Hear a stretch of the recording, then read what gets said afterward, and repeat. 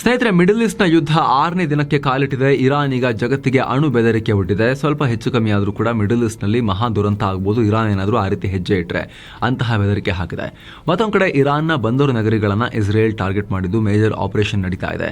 ಈ ನಡುವೆ ಇರಾನ್ನ ಒಳನುಗ್ಗೋಕೆ ಭಯಾನಕ ಫೈಟರ್ಸ್ ಕಾದು ಕೂತ್ಕೊಂಡಿದ್ದಾರೆ. ಬಾರ್ಡರ್ನಲ್ಲಿ ಒಳಗಡೆನೂ ಕೂಡ ಕಾದು ಕೂತ್ಕೊಂಡಿದ್ದಾರೆ ಒಂದಷ್ಟು ಜನ ಅವರೊಟ್ಟಿಗೆ ಸೇರಿಕೊಂಡು ಇರಾನನ್ನು ಪೀಸ್ ಮಾಡೋಕ್ಕೆ.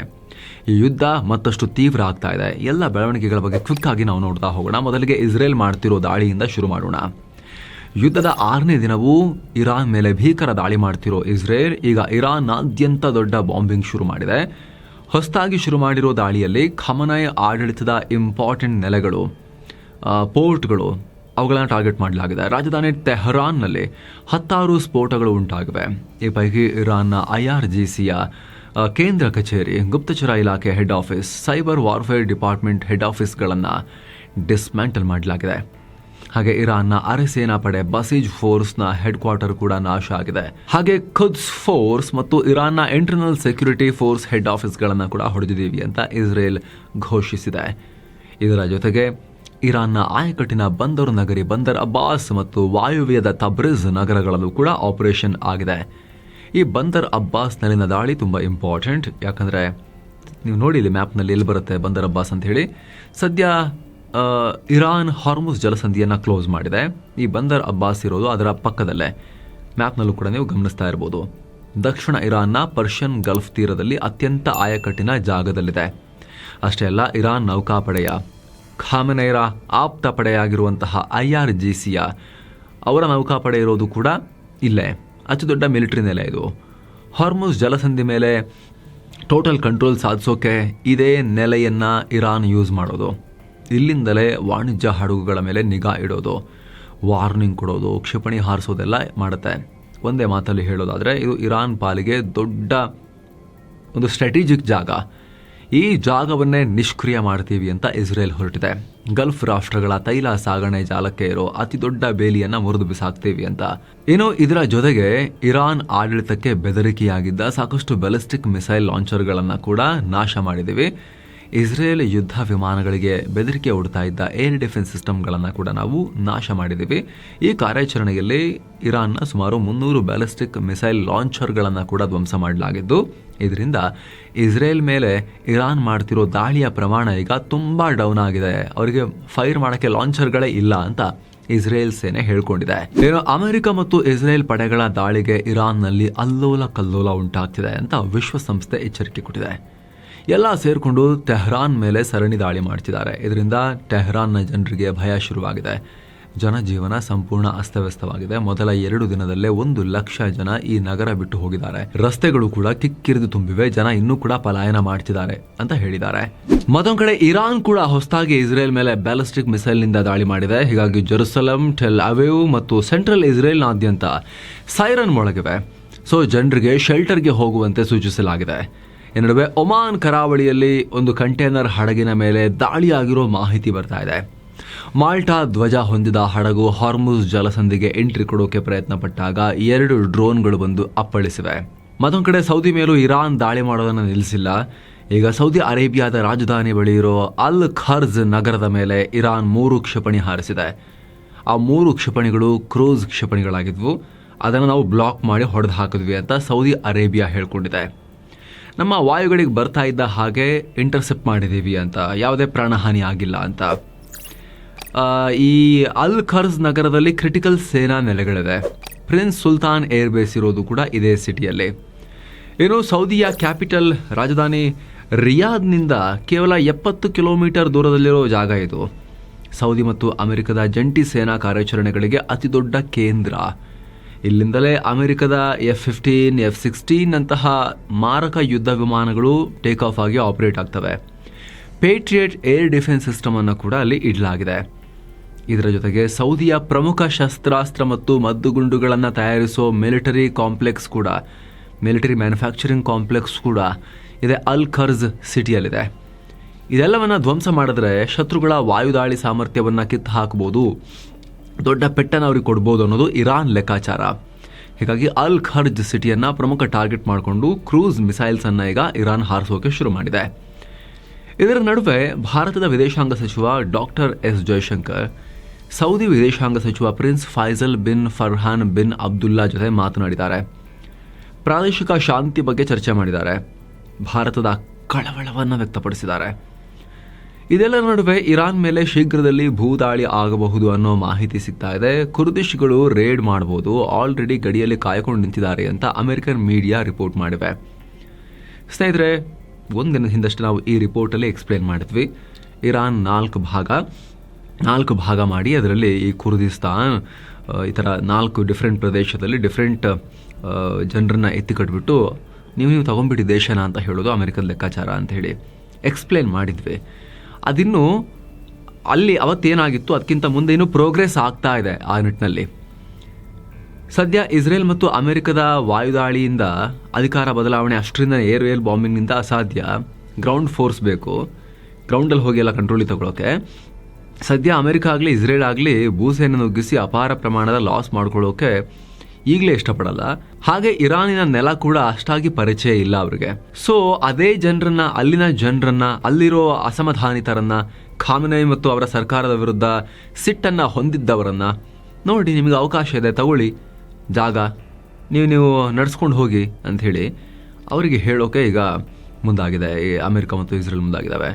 ಅಸೋಸಿಯೇಟೆಡ್ ಪ್ರೆಸ್ ರಿಪೋರ್ಟ್ ಮಾಡಿರೋ ಪ್ರಕಾರ ಕುರ್ದಿಶ್ ಬಂಡುಕೋರ ಗುಂಪುಗಳು ಗಡಿಯಲ್ಲಿ ರೆಡಿಯಾಗಿ ನಿಂತುಕೊಂಡಿವೆ. ಅವರು ಅಮೆರಿಕ ಮತ್ತು ಇಸ್ರೇಲ್ ಏರ್ ಸಪೋರ್ಟ್ ಕೊಡಲಿ ಅಂತ ಕಾಯ್ತಾ ಇದ್ದಾರೆ. ಸದ್ಯ ಇರಾನ್ ಗಡಿಗೆ ಹೊಂದಿಕೊಂಡಂತಿರೋ ಸುಲೇಮಾನಿಯಾ ಪ್ರಾಂತ್ಯದಲ್ಲಿ ಅವರಿದ್ದಾರೆ.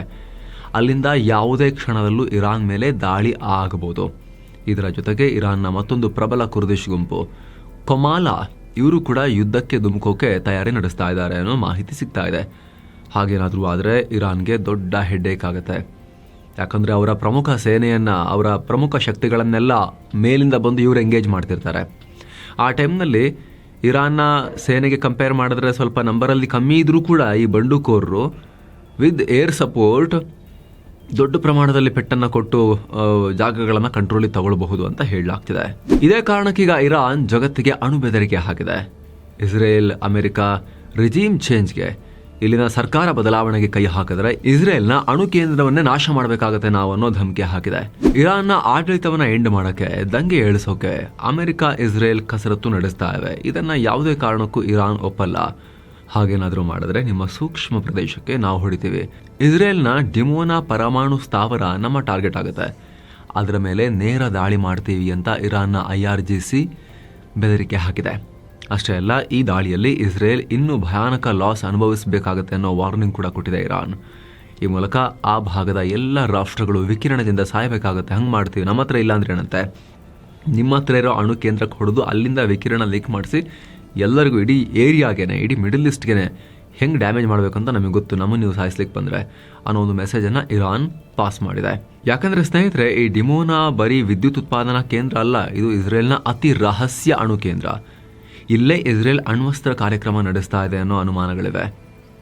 ಇಸ್ರೇಲ್ನ ಅಣ್ವಸ್ತ್ರಗಳು, ಅದರ ಮೇಲೆ ಇರಾನ್ ದಾಳಿ ಮಾಡಿದ್ರೆ ಏನಾಗಬಹುದು ಅಂತ ಯೋಚನೆ ಮಾಡಿ.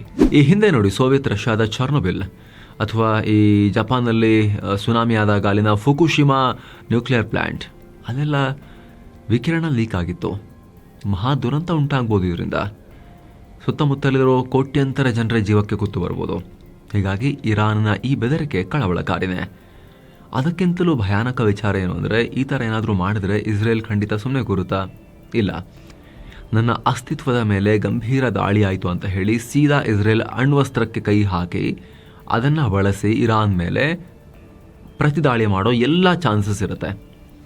ಹೇಳಿ ಕೇಳಿ ಇಸ್ರೇಲ್ ಬಳಿ 10 ಟ್ಯಾಕ್ಟಿಕಲ್ ಅಣ್ವಸ್ತ್ರಗಳಿವೆ ಅನ್ನೋ ಮಾಹಿತಿ ಇದೆ. ಸೊ ತನ್ನ ಅತ್ಯಂತ ದೊಡ್ಡ ಮತ್ತು ಅತ್ಯಂತ ಸೂಕ್ಷ್ಮ ಅಣು ಕೇಂದ್ರವನ್ನು ಇರಾನ್ ಟಾರ್ಗೆಟ್ ಮಾಡಿದ್ರೆ, ಇದು ನಮ್ಮನ್ನು ಅಳಿಸಿ ಹಾಕೋಕೆ ಮಾಡಿದ ಪ್ರಯತ್ನ, ನಾವು ನಿಮ್ಮನ್ನು ಅಳಿಸಿ ಹಾಕ್ತೀವಿ ಅಂತೇಳಿ ಇಸ್ರೇಲ್ ಬರುವಂತ ಎಲ್ಲ ಅಪಾಯ ಇರುತ್ತೆ. ಏನೋ ಶ್ರೀಲಂಕಾ ಕರಾವಳಿ ಬಳಿ ಅಮೆರಿಕ ಇರಾನ್ನ ಯುದ್ಧ ನೌಕೆ IRS ದೇನಾವನ್ನ ಸಬ್ಮರೀನ್ ಮೂಲಕ ಅಲ್ಲಿಂದ ಟಾರ್ಪಿಡೋ ಕಳಿಸ್ಬಿಟ್ಟು ಹೊಡೆದು ಹಾಕಿತ್ತಲ್ಲ, ಆ ಭಯಾನಕ ವಿಡಿಯೋವನ್ನು ಅಮೆರಿಕದ ಡಿಫೆನ್ಸ್ನವರು ಈಗ ರಿಲೀಸ್ ಮಾಡಿದ್ದಾರೆ. ಗಾಲೆನಿಂದ 40 ಕಿಲೋಮೀಟರ್ ದೂರದಲ್ಲಿ ಈ ಭೀಕರ ದಾಳಿಯಾಗಿದೆ. ಹಡಗಿನ ಹಿಂಭಾಗದಲ್ಲಿ ಭಾರಿ ಸ್ಫೋಟ ಆಗಿರುವುದು ಕಂಡುಬಂದಿದೆ. ಇದು 2ನೇ ಮಹಾಯುದ್ಧದ ನಂತರ ಶತ್ರು ಹಡಗೊಂದನ್ನು ಟಾರ್ಪಿಡೋ ಬಳಸಿ ಮುಳುಗಿಸಿದ ಮೊದಲ ಘಟನೆ ಅಂತ ಅಮೆರಿಕ ಹೇಳಿದೆ. ಸದ್ಯ ಶ್ರೀಲಂಕಾ ನೌಕಾಪಡೆ ಮತ್ತು ವಾಯುಪಡೆ ಜಂಟಿ ರಕ್ಷಣಾ ಕಾರ್ಯಾಚರಣೆ ನಡೆಸಿ 30 ನಾವಿಕರನ್ನ ರಕ್ಷಿಸಿ ಆಸ್ಪತ್ರೆಗೆ ದಾಖಲಿಸಿದ್ದಾರೆ. ಆದರೆ ಇದರಲ್ಲಿ ಸಾವನ್ನಪ್ಪದವರ ಸಂಖ್ಯೆ 100ರ ಗಡಿ ದಾಟಿದೆ. ಇದರಲ್ಲಿ ಕನಿಷ್ಠ 180 ಜನ ಇದ್ರು ಅನ್ನೋ ಮಾಹಿತಿ ಕೂಡ ಲಭ್ಯ ಆಗಿದೆ. ಈ ನಡುವೆ ಇರಾನ್ ವಿದೇಶಾಂಗ ಸಚಿವ ಅಬ್ಬಾಸ್ ಅರಾಕ್ಚಿ ಟರ್ಕಿಯ ವಿದೇಶಾಂಗ ಸಚಿವ ಹಕನ್ ಫಿಡಾನ್ಗೆ ಕಾಲ್ ಮಾಡಿದ್ದಾರೆ. ದಾಳಿ ಮಾಡಿದ್ದು ನಿಮ್ಮನ್ನ ಗುರಿಯಾಗಿಸಿಕೊಂಡು ಅಲ್ಲ, ಅಮೆರಿಕ ಮತ್ತು ಇಸ್ರೇಲ್ ಮೇಲೆ ಗುರಿಯಾಗಿಸಿ ದಾಳಿ ಮಾಡಿದ್ವಿ ಅಂತ ಹೇಳಿದ್ದಾರೆ. ಅಲ್ಲದೆ ಇಸ್ರೇಲ್ ಮತ್ತು ಅಮೆರಿಕ ವಿರುದ್ಧ ನಮ್ಮ ಸೇಡು ತೀರೋವರೆಗೂ ನಾವು ಸುಮ್ಮನಿರೋದಿಲ್ಲ, ದಾಳಿಯನ್ನ ಕಂಟಿನ್ಯೂ ಮಾಡ್ತೀವಿ ಅಂತ ಹೇಳಿದ್ದಾರೆ. ಇನ್ನೊಂದು ಕಡೆ ಇರಾನ್ನಿಂದ ಹಾರಿ ಬಂದ ಬ್ಯಾಲಿಸ್ಟಿಕ್ ಕ್ಷಿಪಣಿಯನ್ನ ನ್ಯಾಟೋ ತನ್ನ ಏರ್ ಡಿಫೆನ್ಸ್ ಬಳಸಿ ಹೊಡೆದು ಹಾಕಿತ್ತು. ಈಗ ಅದರ ಅವಶೇಷಗಳು ಟರ್ಕಿಯ ಡಾರ್ಟೋಲ್ ಪ್ರದೇಶದಲ್ಲಿ ಬಿದ್ದಿವೆ ಅಂತ ಗೊತ್ತಾಗಿದೆ. ಈ ದಾಳಿಗೆ ಟರ್ಕಿ ಕೆರಳಿದೆ. ತಕ್ಷಣ ಇರಾನ್ ರಾಯಭಾರಿಯನ್ನ ಕರೆಸಿ ಸರಿಯಾಗಿ ಕ್ಲಾಸ್ ತಗೊಂಡಿದ್ದಾರೆ ಟರ್ಕಿಯವರು. ಇಡೀ ಪ್ರದೇಶವನ್ನ ಯುದ್ಧಕ್ಕೆ ತಳ್ತಾ ಇದ್ದೀರಾ ನೀವು, ಇಂಥ ಅಪಾಯಕಾರಿ ಆಟಗಳನ್ನು ಕೂಡಲೇ ನಿಲ್ಲಿಸಿ ಅಂತ ಇರಾನ್ಗೆ ಟರ್ಕಿ ಧಮಕಿ ಹಾಕಿದೆ. ಈ ಕಡೆ ಅಮೆರಿಕದ ವಿದೇಶಾಂಗ ಕಾರ್ಯದರ್ಶಿ ಮಾರ್ಕೋ ರುಬಿಯೋ ಕೂಡ ಟರ್ಕಿಯೊಂದಿಗೆ ಮಾತನಾಡಿದ್ದಾರೆ. ಇರಾನ್ ಟರ್ಕಿಯ ಸಾರ್ವಭೌಮತ್ವವನ್ನು ಚಾಲೆಂಜ್ ಮಾಡಿದೆ. ಇಂಥ ದಾಳಿಗಳನ್ನು ಒಪ್ಪೋಕೆ ಸಾಧ್ಯ ಇಲ್ಲ ಅಂತ ಅಮೆರಿಕ ಹೇಳಿದೆ. ಅಮೆರಿಕದ ಸೇನಾಕೂಟ ನ್ಯಾಟೋ ಇದೆಯಲ್ಲ, ಅದರ ಮೆಂಬರ್ ಟರ್ಕಿ, ನಿಮಗೆ ಗೊತ್ತಿರಲಿ ಸ್ನೇಹಿತರೆ. ಈ ನಡುವೆ ಅಮೆರಿಕದ ಅಧ್ಯಕ್ಷ ಟ್ರಂಪ್ಗೆ ಜಯ ಸಿಕ್ಕಿದೆ. ಇರಾನ್ ವಿರುದ್ಧ ನಡೆಸ್ತಾ ಇರೋ ಸೇನಾ ಕಾರ್ಯಾಚರಣೆಗೆ ಅಮೆರಿಕದ ಸಂಸತ್ನಲ್ಲಿ ಬೆಂಬಲ ಸಿಕ್ಕಿದೆ. ಅಲ್ಲಿ ಇರಾನ್ ಮೇಲಿನ ದಾಳಿಗಳನ್ನು ನಿಲ್ಲಿಸಬೇಕು, ಯುದ್ಧ ಮುಂದುವರಿಸೋಕೆ ಸಂಸತ್ ಅನುಮತಿ ಕಡ್ಡಾಯ ಅಂತ ಹೇಳಿ ನಿರ್ಣಯ ತರಲಾಗಿತ್ತು. ಡೆಮೊಕ್ರಾಟಿಕ್ ಪಾರ್ಟಿಯ ಬಹುತೇಕ ಸಂಸದರು ಇದರ ಪರವಾಗಿದ್ರು, ಆದರೆ ಟ್ರಂಪ್ರ ರಿಪಬ್ಲಿಕನ್ ಪಾರ್ಟಿಯವರು ಇದನ್ನು ಬ್ಲಾಕ್ ಮಾಡಿದ್ದಾರೆ. ಸೆನೆಟ್ನಲ್ಲಿ ತರಲಾಗಿದ್ದ ಈ ನಿರ್ಣಯವನ್ನು 53-47 ಮತಗಳ ಅಂತರದಿಂದ ತಡೆ ಹಿಡಿದಿದ್ದಾರೆ. ಟ್ರಂಪ್ಗೆ ಇಲ್ಲಿ ಗೆಲುವು ಸಿಕ್ಕಿದೆ. ಈ ಮೂಲಕ ಟ್ರಂಪ್ರ ಈ ಆಪರೇಷನ್ಗೆ ಅಮೆರಿಕದ ಸೆನೆಟ್ನ ಒಂಥರ ಅಪ್ರೂವಲ್ ಸಿಕ್ಕದಂಗೆ ಆಗಿದೆ. ಈ ಆಪರೇಷನ್ ಕಾನೂನುಬದ್ಧವಾಗಿದೆ, ಅಮೆರಿಕದ ರಕ್ಷಣೆಗೆ ಇದು ಅನಿವಾರ್ಯ ಅಂತ ಆಡಳಿತ ಪಕ್ಷದವರು ವಾದ ಮಾಡಿದ್ದಾರೆ. ಆದರೆ ಎದುರಾಳಿ ಪಕ್ಷದವರು, ವಿರೋಧ ಪಕ್ಷದವರು, ಡೆಮೊಕ್ರಾಟ್ಸ್ ಇದನ್ನು ಟೀಕೆ ಮಾಡಿದ್ದಾರೆ. ಟ್ರಂಪ್ ನಮ್ಮನ್ನು ಮಿಡಲ್ ಈಸ್ಟ್ನ ಮತ್ತೊಂದು ಎಂಡ್ಲೆಸ್ ಮುಗಿಯದ ಯುದ್ಧಕ್ಕೆ ತಳ್ಕೊಂಡು ಹೋಗ್ತಿದ್ದಾರೆ ಅನ್ನೋ ಆಕ್ರೋಶ ವ್ಯಕ್ತಪಡಿಸಿದ್ದಾರೆ. ಇನ್ನು ಮುಂದಿನ ದಿನಗಳಲ್ಲಿ ಕತರ್ ಮೇಲೆ ಇರಾನ್ ಇನ್ನಷ್ಟು ಭಯಾನಕವಾಗಿ ದಾಳಿ ಮಾಡೋ ಆತಂಕ ಇದೆ. ಹೀಗಾಗಿ ಕತರ್ನಲ್ಲಿರೋ ಭಾರತೀಯರಿಗೆ ಈಗ ದೋಹಾದಲ್ಲಿರೋ ಭಾರತೀಯ ರಾಯಭಾರ ಕಚೇರಿ ತುರ್ತು ಮಾರ್ಗಸೂಚಿ ಜಾರಿ ಮಾಡಿದೆ. ಎಲ್ಲ ಭಾರತೀಯರು ಅನಗತ್ಯವಾಗಿ ಮನೆಯಿಂದ ಹೊರಗೆ ಬರಬೇಡಿ, ಕಿಟಕಿ ಹಾಗೂ ಬಾಲ್ಕನಿಗಳಿಂದ ದೂರ ಇರಿ, ವದಂತಿಗಳನ್ನು ನಂಬೇಡಿ, ಕೇವಲ ಅಧಿಕೃತ ಮೂಲಗಳ ಮಾಹಿತಿಯನ್ನು ಮಾತ್ರ ಫಾಲೋ ಮಾಡಿ. ಯುದ್ಧದ ಭೀತಿಯಿಂದಾಗಿ ಖತರ್ ತನ್ನ ವಾಯುಗಡಿಯನ್ನು ಸಂಪೂರ್ಣ ಬಂದ್ ಮಾಡಿದೆ. ದೋಹಾದ ಹಮದ್ ಅಂತಾರಾಷ್ಟ್ರೀಯ ವಿಮಾನ ನಿಲ್ದಾಣದಿಂದ ಕತರ್ ಏರ್ವೇಸ್ ಸೇರಿದ ಹಾಗೆ ಎಲ್ಲ ವಿಮಾನ ಸಂಚಾರವನ್ನು ತಾತ್ಕಾಲಿಕವಾಗಿ ರದ್ದುಗೊಳಿಸಲಾಗಿದೆ. ಸದ್ಯ ವಿಮಾನಯಾನ ಸಂಸ್ಥೆಗಳು ಮಾರ್ಚ್ 6ನೇ ತಾರೀಕು ಬೆಳಗ್ಗೆ 9 ಗಂಟೆಗೆ ಮುಂದಿನ ಅಪ್ಡೇಟ್ ಕೊಡೋದಾಗಿ ಹೇಳಿವೆ. ಹೀಗಾಗಿ ಎಲ್ಲ ತುರ್ತು ಸಂದೇಶವನ್ನು ಫಾಲೋ ಮಾಡಿ ಅಂತ ಹೇಳಿದೆ. ಅಲ್ಲದೆ ಸಂಕಷ್ಟದಲ್ಲಿರೋ ಭಾರತೀಯರ ನೆರವಿಗಾಗಿ ಹೊಸದಾಗಿ ಹೆಲ್ಪ್ಲೈನ್ ಸಂಖ್ಯೆಗಳನ್ನು ಕೂಡ ಕೊಟ್ಟಿದ್ದಾರೆ. ಸ್ಕ್ರೀನ್ ಮೇಲೆ ನೀವು ಆ ನಂಬರ್ಸನ್ನು ನೋಡ್ತಾ ಇದ್ದೀರಿ. ಇಮೇಲ್ ID ಕೂಡ ಸ್ಕ್ರೀನ್ ಮೇಲಿದೆ. ಇನ್ನೊಂದು ಕಡೆ ಇಸ್ರೇಲ್ ಪಕ್ಕದಲ್ಲಿರೋ ಲೆಬನಾನ್ನ ಹೆಜ್ಬುಲ್ಲಾಗಳು ಮತ್ತೆ ಇಸ್ರೇಲ್ ಮೇಲೆ ಭೀಕರ ಡ್ರೋನ್ ದಾಳಿ ಮಾಡಿದ್ದಾರೆ. ಟೆಲ್ ಅವೀವ್ನಲ್ಲಿರೋ Israel military base Tel Hashomer air base ಅನ್ನು ಟಾರ್ಗೆಟ್ ಮಾಡಲಾಗಿದೆ. ಲೆಬನಾನ್ನ ಅನೇಕ ನಗರಗಳ ಮೇಲೆ ಇಸ್ರೇಲ್ ಸರಣಿ ದಾಳಿ ಮಾಡ್ತಾ ಇದೆ. ಹೀಗಾಗಿ ಇದಕ್ಕೆ ನಾವು ಉತ್ತರವನ್ನು ಕೊಡ್ತಾ ಇದ್ದೀವಿ ಅಂತ ಹಿಜ್ಬುಲ್ಲಾಸ್ ಹೇಳಿದ್ದಾರೆ. ಹಾಗೆ ಇಸ್ರೇಲ್ನ ಗಡಿಯಲ್ಲೂ ಕೂಡ ನಿರಂತರವಾಗಿ ಹೆಜ್ಬುಲ್ಲಾಗಳು ರಾಕೆಟ್ ಹಾರಿಸೋಕೆ ಶುರು ಮಾಡಿದ್ದಾರೆ. ಹೀಗಾಗಿ ಉತ್ತರ ಇಸ್ರೇಲ್ ಭಾಗದಲ್ಲಿರೋ ಜನ ತುಂಬ ಎಚ್ಚರಿಕೆಯಿಂದ ಇರಬೇಕು ಅಂತ ಇಸ್ರೇಲ್ ಹೇಳಿದೆ. ಮತ್ತೊಂದು ಕಡೆ ಇಸ್ರೇಲ್ ಅಧಿಕಾರಿಗಳು ಹೊಸ ಮಾಹಿತಿಯನ್ನು ಕೊಡ್ತಾ ಇದ್ದಾರೆ. ಏನಂತ ಹೇಳಿದರೆ, ಹಿಜ್ಬುಲ್ಲಾ ಜೊತೆಗಿನ ಈ ಯುದ್ಧ ಇನ್ನಷ್ಟು ತೀವ್ರವಾಗುತ್ತೆ ಅಂತ ಹೇಳಿದ್ದಾರೆ. ನಾವು ನಿರೀಕ್ಷೆ ಮಾಡಿರಲಿಲ್ಲ ಎಷ್ಟಾಗುತ್ತೆ ಅಂತ, ಬಟ್ ಇನ್ನು ತೀವ್ರ ಆಗ್ತಾ ಹೋಗುತ್ತೆ ಅಂತ ಹೇಳಿದ್ದಾರೆ. ಇರಾನ್ ಜೊತೆ ಸೇರಿಕೊಂಡು ಹಿಜ್ಬುಲ್ಲಾ ಇಷ್ಟೊಂದು ತೀವ್ರ ದಾಳಿ ಮಾಡುತ್ತೆ ಅಂತ ನಾವು ಅಂದ್ಕೊಂಡಿರಲಿಲ್ಲ. ಈ ವಿಚಾರದಲ್ಲಿ ನಮ್ಮ ಲೆಕ್ಕಾಚಾರ ತಪ್ಪಾಗಿದೆ ಅಂತ ಅಧಿಕಾರಿಗಳು ಹೇಳಿದ್ದಾರೆ. ಅಷ್ಟೇ ಅಲ್ಲ, ಇಷ್ಟು ದಿನ ಇಸ್ರೇಲ್ನ ಉತ್ತರದ ಗಡಿಗಳಿಗೆ ಮಾತ್ರ ಸೀಮಿತವಾಗಿದ್ದ ಹೆಜ್ಬುಲ್ಲಾ ಈಗ ಆಘಾತಕಾರಿ ರೀತಿಯಲ್ಲಿ ಎಲ್ಲ ಕಡೆಯಿಂದ ಹರಡಿ ದಾಳಿ ಮಾಡ್ತಾ ಇದೆ. ಹೀಗಾಗಿ ಈ ಬೆಳವಣಿಗೆ ಬಗ್ಗೆ ಚರ್ಚಿಸೋಕೆ ಇಸ್ರೇಲ್ನ ಹಿರಿಯ ಅಧಿಕಾರಿಗಳು PM ನೆತನ್ಯಾಹು ಹಾಗೆ ರಕ್ಷಣಾ ಸಚಿವ ಇಸ್ರೇಲ್ ಕಾಟ್ಜ್ರನ್ನ ಮೀಟ್ ಮಾಡ್ತಿದ್ದಾರೆ. ಶೀಘ್ರದಲ್ಲಿ ಈ ಕುರಿತು ತುರ್ತು ಮೀಟಿಂಗ್ ನಡೆದು ಇಸ್ರೇಲ್ ಹೊಸ ಸ್ಟ್ರಾಟಜಿಯನ್ನು ಹೆಣೆಯುತ್ತೆ ಅನ್ನೋ ಒಂದು ಉತ್ತರವನ್ನು ಇಸ್ರೇಲ್ನವರು ಕೊಡ್ತಾ ಇದ್ದಾರೆ. ಈತ ಹೆಜ್ಬುಲ್ಲಾ ಕೂಡ ವಾರ್ನಿಂಗ್ ಕೊಟ್ಟಿದೆ. ಸಂಘಟನೆಯ ಮುಖ್ಯಸ್ಥ ನಯಮ್ ಖಾಸೆಮ್ ಮಾತನಾಡಿ, ನಮ್ಮ ಶತ್ರುಗಳ ಬಲ ಎಷ್ಟೇ ದೊಡ್ಡದಿರಲಿ ನಾವು ಕಡೆವರೆಗೂ ಹೋರಾಡ್ತೀವಿ ಅನ್ನೋ ಹೇಳಿಕೆ ಕೊಟ್ಟಿದ್ದಾರೆ. ಇದು ನಮ್ಮ ಅಸ್ತಿತ್ವದ ಪ್ರಶ್ನೆ. ಸೋಮವಾರದಿಂದ ಇಸ್ರೇಲಿ ಪಡೆಗಳು ದಕ್ಷಿಣ ಲೆಬನಾನ್ ಒಳಗಡೆ ನುಗ್ಗಿ ದಾಳಿ ಮಾಡ್ತಿದ್ದಾರೆ. ಇದುವರೆಗೆ ಕನಿಷ್ಠ 72 ಮಂದಿಯ ಪ್ರಾಣ ಹೋಗಿದೆ, 83,000 ಜನ ನಿರ್ಗತಿಕರಾಗಿದ್ದಾರೆ. ಈ ಲೆಬನಾನ್ ಸರ್ಕಾರದವರು ಇಸ್ರೇಲ್ ದಾಳಿಯನ್ನು ಖಂಡಿಸೋ ಬದಲು ನಮಗೂ ಉಪದೇಶ ಮಾಡ್ತಾ ಇದ್ದಾರೆ. ನೀವು ಆಯುಧ ಮುಟ್ಟಬೇಡಿ ಅಂತ ಹೇಳ್ತಾ ಇದ್ದಾರೆ. ಮೊದಲು ಅವರ ತಾಳಕ್ಕೆ ತಕ್ಕಂತೆ ಕುಣಿಯೋದನ್ನು ಲೆಬನಾನ್ ಸರ್ಕಾರ ನಿಲ್ಲಿಸಬೇಕು. ನಾವಂತೂ ನಿರ್ಧಾರ ಮಾಡಿಯಾಗಿದೆ, ನಮ್ಮ ರಕ್ಷಣೆ ನಾವು ಮಾಡಿಕೊಳ್ಳಲೇಬೇಕು, ಯುದ್ಧ ಕಂಟಿನ್ಯೂ ಆಗುತ್ತೆ, ಕೊನೆವರೆಗೂ ಹೋರಾಟ ಮಾಡ್ತೀವಿ ಅಂತ ಹೆಜ್ಬುಲ್ಲಾ ಹೇಳಿದೆ. ಇನ್ನು ಲೆಬನಾನ್ ಬೆಳವಣಿಗೆಗಳ ಬಗ್ಗೆ ಫ್ರಾನ್ಸ್ ಅಧ್ಯಕ್ಷ ಇಮಾನ್ಯುಯಲ್ ಮ್ಯಾಕ್ರಾನ್ ಕಳವಳ ವ್ಯಕ್ತಪಡಿಸಿದ್ದಾರೆ. ಹಾಗೆ ಇಸ್ರೇಲ್ ಪ್ರಧಾನಿ ನೆತನ್ಯಾಹುಗೆ ಕೂಡಲೇ ದಾಳಿ ನಿಲ್ಲಿಸಿರಿ, ಇಲ್ಲೊಂದು ಶುರು ಮಾಡಿದ್ರ ಅಂತ ಹೇಳಿ ಒತ್ತಾಯ ಮಾಡಿದ್ದಾರೆ. ಲೆಬನಾನ್ ಮೇಲಿನ ಕಾರ್ಯಾಚರಣೆಯನ್ನು ತಕ್ಷಣ ನಿಲ್ಲಿಸಬೇಕು, ಲೆಬನಾನ್ ಸಾವರಿಂಟಿಯನ್ನು ಅಂದರೆ ಸಾರ್ವಭೌಮತ್ವವನ್ನು ಗೌರವಿಸಿ ಅಂತ ಹೇಳಿದ್ದಾರೆ.